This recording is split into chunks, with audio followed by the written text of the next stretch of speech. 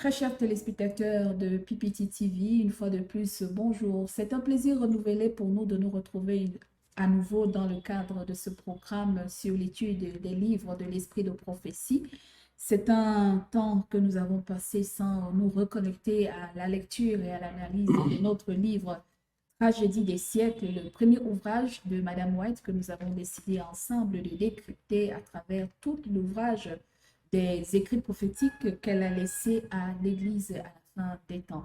Bien, nous sommes donc parvenus à la suite de cette édition numéro 2, à la lecture et à l'analyse du chapitre 2 du livre des tragédies des siècles.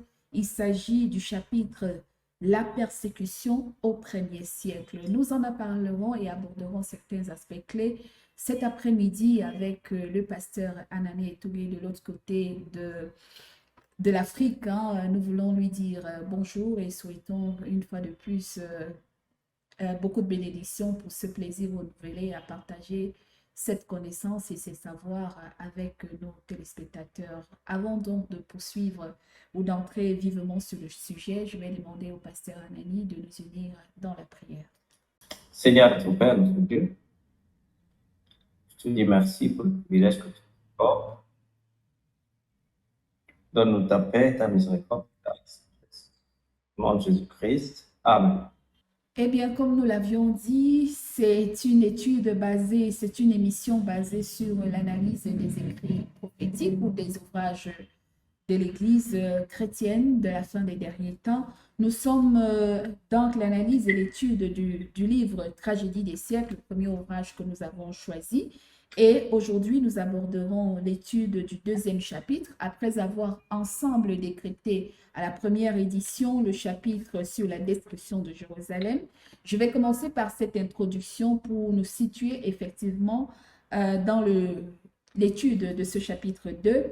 À la partie introductive, il est écrit « En révélant à ses disciples le sort de Jérusalem et les scènes de sa seconde venue, Jésus avait aussi prédit les difficultés qu'ils allaient devoir affronter depuis le jour où il leur serait enlevé jusqu'à celui de son retour en puissance et en gloire. Du haut de la colline des Oliviers, le Sauveur voyait venir l'orage qui allait fondre sur l'Église apostolique. » Alors, Jésus, dans les signes annonciateurs des événements à venir après son ascension au ciel, va dire à ses disciples dans l'une des parties du chapitre 24 que nous avons longuement abordé dans le chapitre 1 de la destruction de Jérusalem, il parlera de la persécution des disciples ou des apôtres aux premières ères du siècle chrétien. Alors, pasteur, est-ce que la persécution au premier siècle est basée sur, bref, disons, à quel fondement biblique ou est basée sur quel livre biblique? Bon, rappelez-vous que dans Matthieu 24, versets 1 à 5, également Marc chapitre 13, Jésus annonce une persécution à venir, une destruction. Il dit donc, voyez-vous cela, verset 2, il ne restera pas pierre sur pierre qui ne soit renversé. Et les apôtres lui demandent, dites-nous, quand cela arrivera-t-il, quel sera le signe de ton avènement et celui de la fin du monde? Et Jésus Christ présente le verset 6 en disant, pas de guerre, de bruit de guerre, mais gardez-vous d'être troublés parce que ces choses doivent arriver. Donc, il me semble que la persécution du premier siècle donc, est à une base vraie, parce que Jésus-Christ a révélé à cette Bible le sort de Jérusalem, il est celle de sa seconde venue selon la question des apôtres. Mais il est encore allé plus profondément, parce que là, il a prédit l'attitude hostile des grands de la terre à l'égard de ce peuple. Vous avez dans le verset 9 qui dit comme ça, dans Matthieu, il dit ceci. Alors on vous livrera au tout, et l'on vous fera mourir, vous serez à cause de mon nom. Au verset 22 du même chapitre, Marc, nous lisons, Et si ces jours n'étaient point abrégés, personne ne serait sauvé. Mais à cause des élus, ces jours seront abrégés. Alors, ce qui veut dire donc que les disciples de Jésus étaient appelés à suivre un sentier semé d'imitation, de preuves et de souffrance. Dans l'histoire de l'Église primitive, voulait montrer que les puissances de la terre et de l'enfer devaient s'élever contre Jésus, mais à travers son Église. Voilà un peu la réponse à ta question. D'accord. Donc, on peut aussi mettre, merci pasteur, Jésus a longuement parlé dans le livre de Matthieu, vous avez venu le chapitre 24 dans Marc. Est-ce que cette approche peut être également référencée dans le livre d'Apocalypse, le chapitre 12, lorsqu'il parle du serpent et du dragon qui s'attaquera au reste de la postérité de la femme? Bon, dans l'Apocalypse, maintenant, c'est l'attaque satanique sur l'Église fidèle. Parce que rappelez-vous que le paganisme, prévoyant que si l'Évangile n'avait pas triomphé, plutôt que si l'Évangile triomphe, les temples païens et les hôtels se retrouvent. Il faut donc détruire le christianisme. Et à ce moment donné que les feux de la persécution s'allument. Mais Jésus avait déjà prévu dans l'Apocalypse et au chapitre 1, verset 36, qui dit que nous sommes appelés à endurer les moqueries, les chaînes et la prison. Donc, beaucoup de chrétiens de l'époque primitive ont décidé de splitter leur témoignage. Dans l'ensemble, ils étaient des nobles, des étudiants, des riches, des pauvres, des savants, mais ils étaient égorgés, parfois sans miséricorde. Maintenant, sur le plan historique, c'est sous l'ère de Néron, vers le temps du martyre de Saint Paul, dans les années 65 à 68, après Jésus. Mais ils se sont poursuivis avec une grande intensité dans la fin du siècle, avec la famine, la peste, les tremblements de terre. Et les Romains ont perçu les chrétiens comme étant la cause de leur malheur. Et la haine publique du peuple a accompagné l'activité romaine. Donc, ils étaient donc condamnés comme des rebelles, condamnés contre l'Empire et la religion.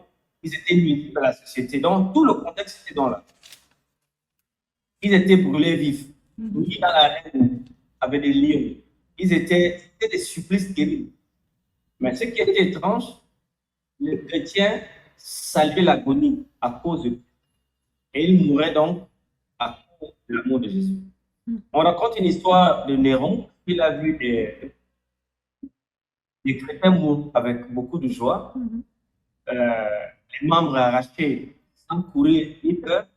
Ce qu'il a fait donc, il a demandé à ses calmes, après que les animaux aient été rentrés dans leur cage, Néron est parti très tard la nuit pour regarder la joie des chrétiens.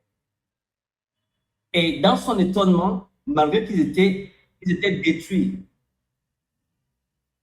Néron a remarqué que dans chaque face de chrétien, il y avait de la joie, de la paix et un sourire.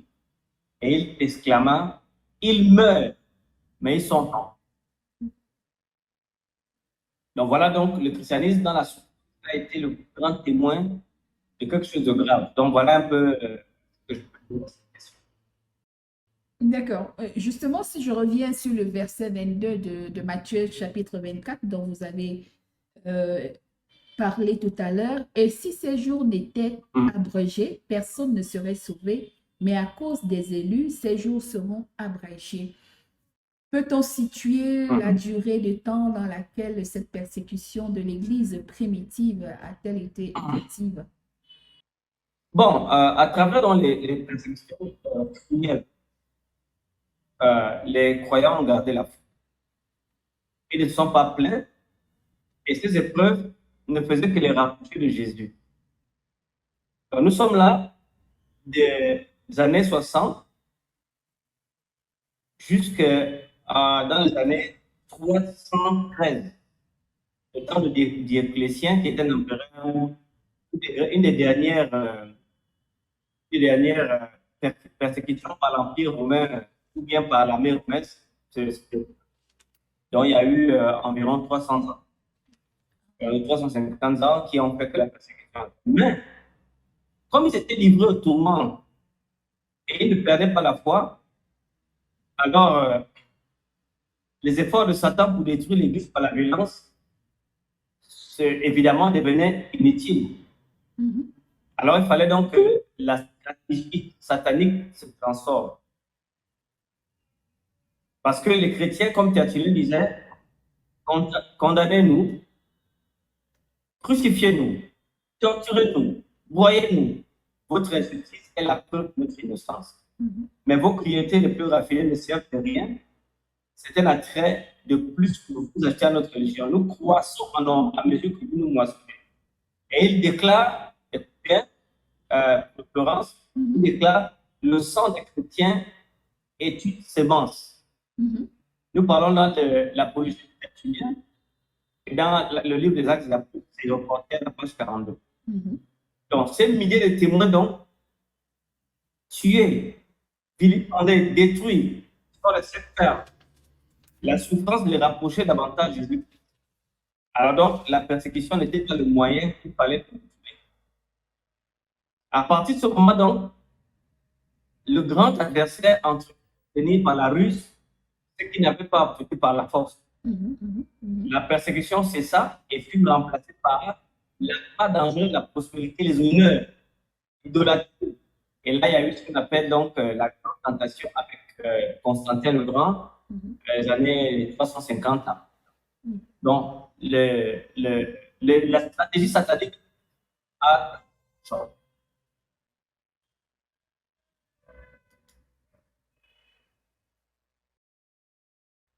Voilà. D'accord. Environ 300 ans de persécution. Dans ce livre, dans ce chapitre 2 sur la persécution au 1er siècle, dans un des paragraphes, il est écrit « Après un conflit long et opiniâtre, les quelques chrétiens restés fidèles décidèrent de rompre avec l'Église apostate et idolâtre. » Comment comprendre ce changement de paradigme? L'Église apostate et puis idolâtre. La séquenciation vient et naît comment?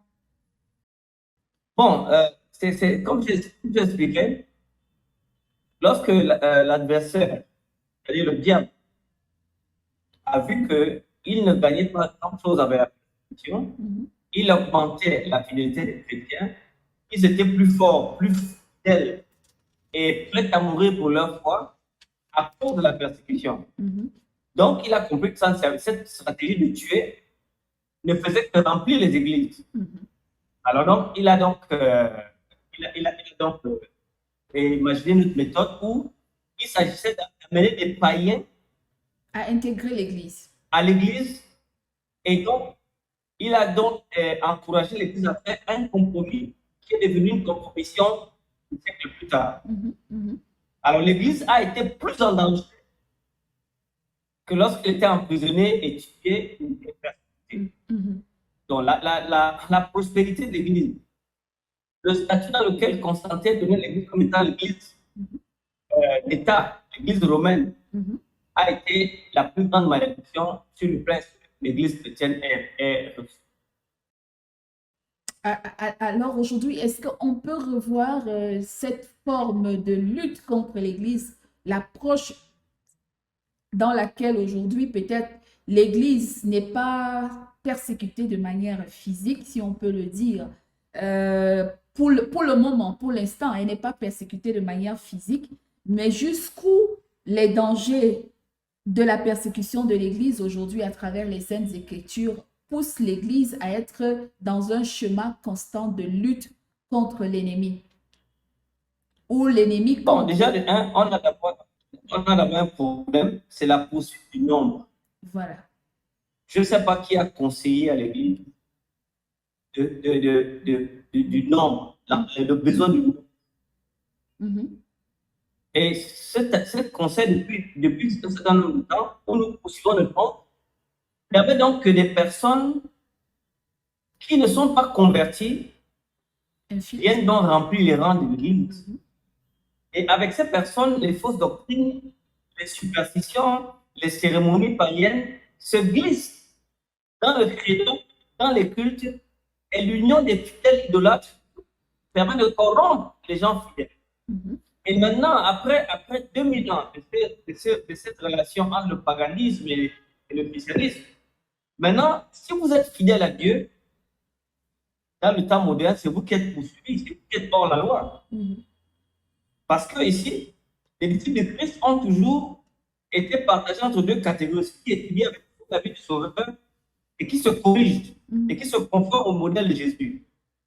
Et ceux qui ferment les yeux sur les vérités spirituelles, qui dévoilent ses erreurs. Donc voilà, maintenant, l'Église s'est mise en danger.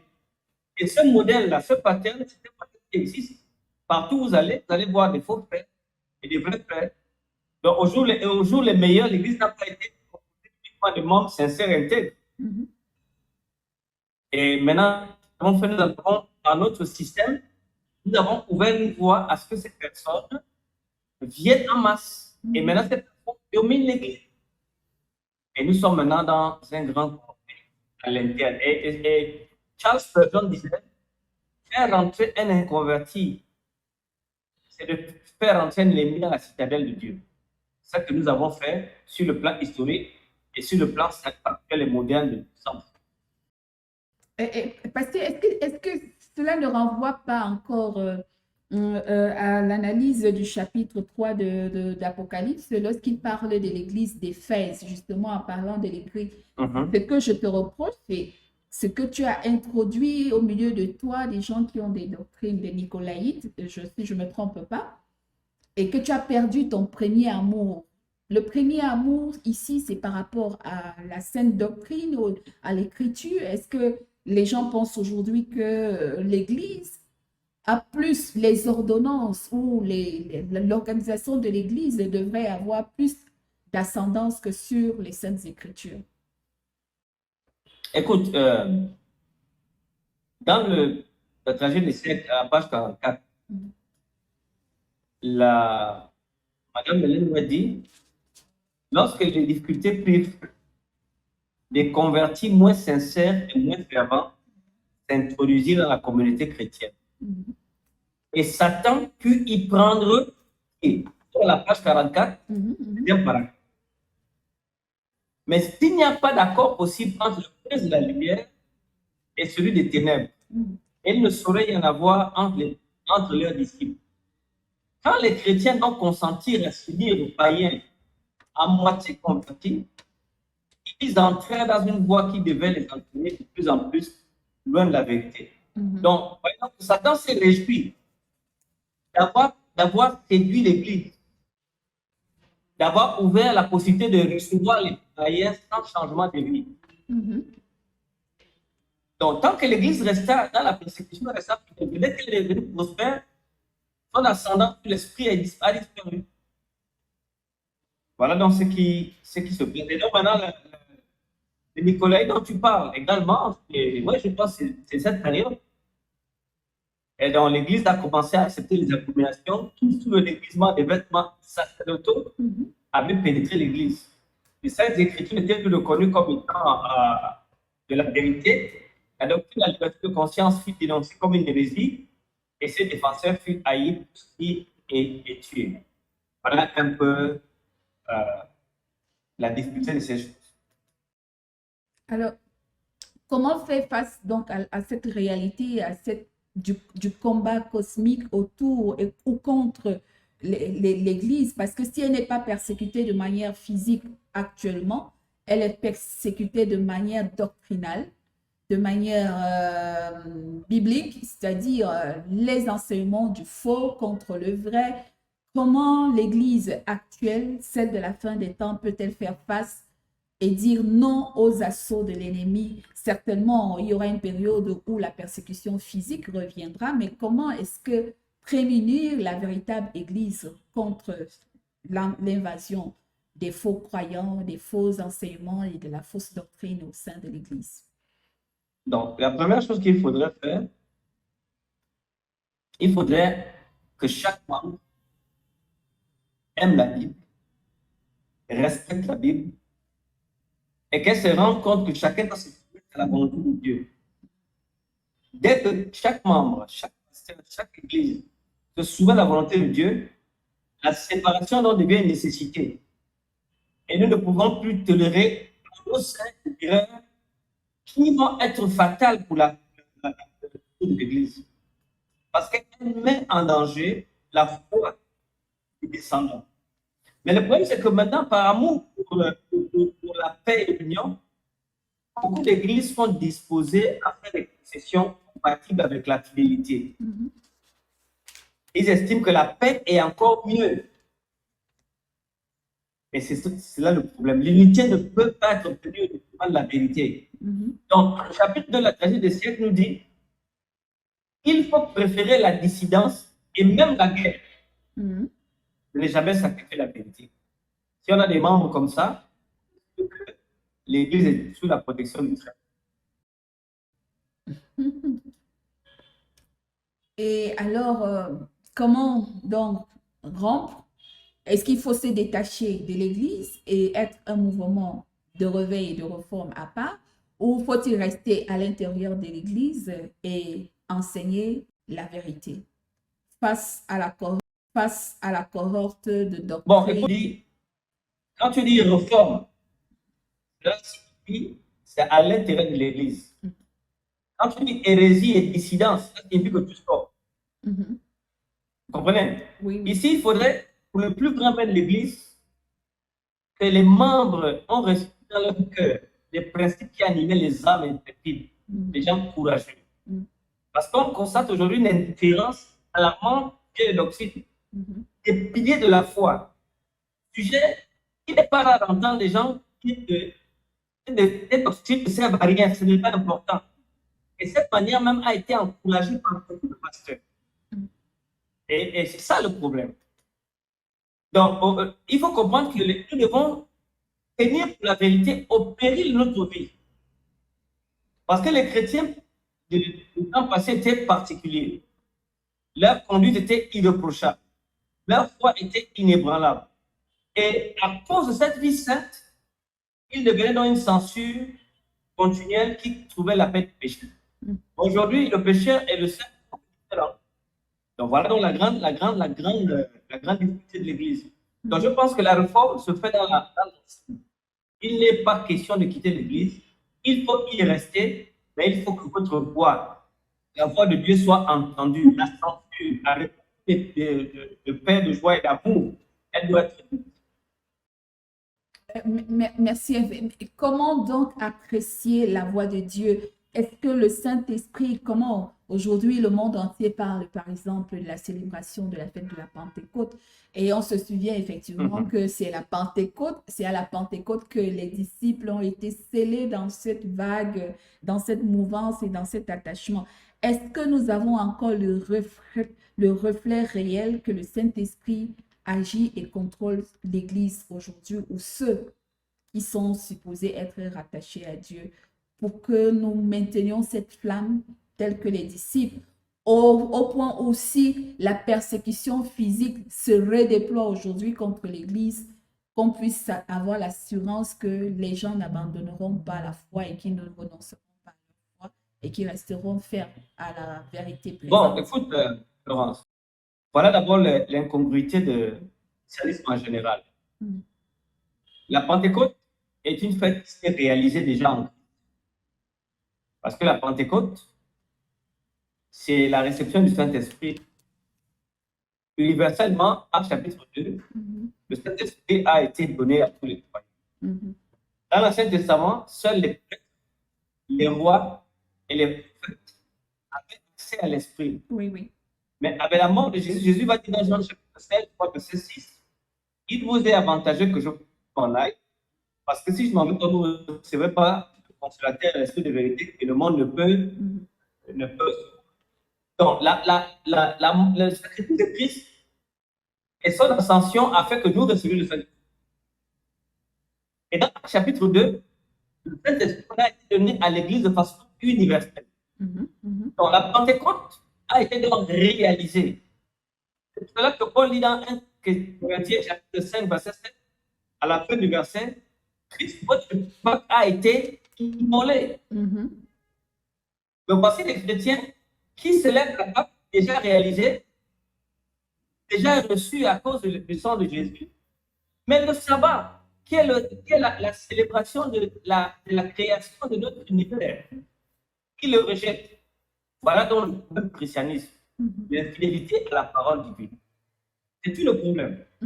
Le sabbat, ce n'est pas un commandement des Juifs. La Bible dit que le sabbat a été fait pour l'homme, pas pour le Juif. Le Juif a été le premier à recevoir cette vérité pour l'enseigner au monde entier. Et le sabbat a un sens particulier parce qu'il devient un signe de sanctification entre Dieu et son peuple. Ézéchiel chapitre 20, verset 10 et verset 20. Exode chapitre 31, également, verset 19. Mais voici donc tout le christianisme qui remet une fête d'actualité. Il y a un jour de sabbat pour le peuple de Dieu, selon Hébreux chapitre 4, verset 10. Mais reprendre une fête qui est déjà réalisée en Christ.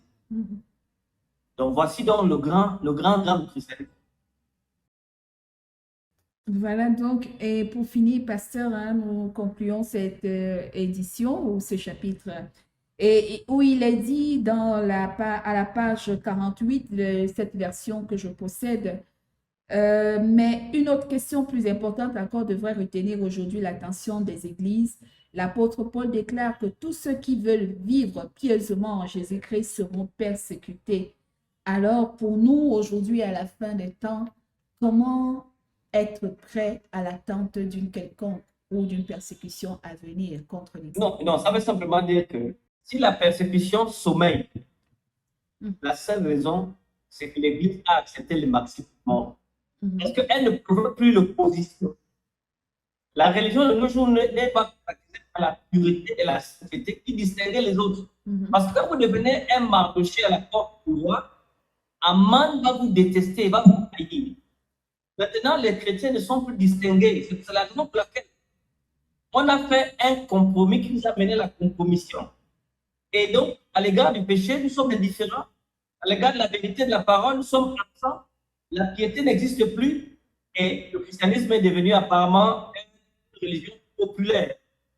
Mais si l'Église donc rentre en position de la foi et de la puissance des jours d'entrée, alors vous allez voir la persécution va redémarrer.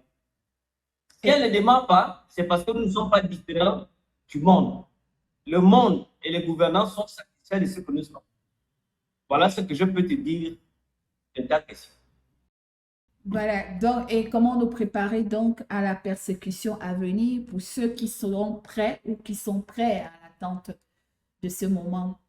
Bon, la seule chose, c'est ne pas faire le compromis, ne pas savoir que, ne pas aussi avoir peur, parce que c'est la peur qui fait que les chrétiennes se compromettent. Savoir même que si on perd cette vie, nous avons une vie éternelle que Dieu nous a promis. Donc, et également, on doit rentrer en possession de la foi et de la puissance des jours des apôtres. C'est à ce moment donné que la persécution va se rallumer et les bûchers vont se rallumer. Mais nous ne sommes pas là pour la provoquer, mais il faut simplement vivre la pureté et la sainteté qui va caractériser et qui va donc attiser l'esprit de persécution. Voilà un peu l'idée. On ne va pas aller insulter le gouvernement, on va insulter l'État, mais de vivre. Et une vie qui va maintenant créer l'opposition parce que nous vivons une vie future. Voilà donc ce qui est clair. Merci, pasteur. Donc, c'était donc le chapitre 2 du livre des tragédies des siècles, la persécution au premier siècle. Et comme dit la parole de Dieu, il n'y a rien de nouveau sous le soleil. Nous devons, alors que nous cheminons vers la fin de notre système monde actuel, nous attendre à ce que si l'Église, comme l'a dit le pasteur Anani, se remet dans une véritable alliance où la parole de Dieu est au centre et le vécu et le Saint-Esprit nous convainc de cette vérité telle qu'elle est enseignée dans les Saintes Écritures, nous allons raviver le combat et la persécution contre l'Église de Dieu à la fin des temps.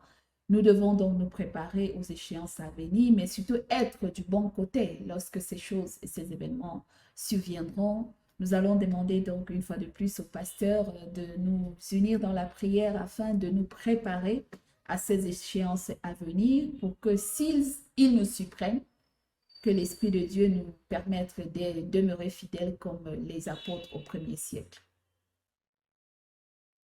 Nous allons prier.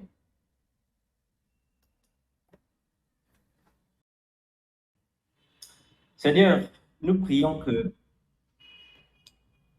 les chrétiens puissent aimer la fidélité et que nous puissions apprendre à rompre avec les principes idolâtres et apostats. Et que nous nous soumettions à ta volonté afin que la séparation devienne inutile. Que nous ne tolérions plus longtemps les erreurs qui finalement seront fatales pour l'Église. Nous prions pour l'amour, la paix et l'union, mais pas au prix des concessions compatibles avec l'idolâtrie. Merci pour ce chapitre 2 de la tragédie des siècles qui nous apprend donc que nous avons un devoir, une vie à vivre pour faire naître encore la personne. Permettre que tes enfants, au moment convenable, puissent mourir pour la vérité, dans la paix de Christ. Amen. Amen. Merci donc, pasteur, et rendez-vous très prochainement, certainement, plaise à notre divin Père. Et quant à vous, chers internautes ou téléspectateurs, la prochaine séquence sera le chapitre 3 intitulé L'apostasie. Qu'est-ce que c'est? Quoi comprendre au travers de l'apostasie? Justement, nous aborderons cela dans le chapitre 3 du livre Tragédie des siècles à notre prochaine édition. Partagez cette vidéo si vous l'aimez, laissez-nous des commentaires et posez vos questions. Nous serons ravis de vous répondre. Les pasteurs sont disposés à votre écoute et à répondre à vos questions. Au revoir, pasteur. Au revoir. Merci.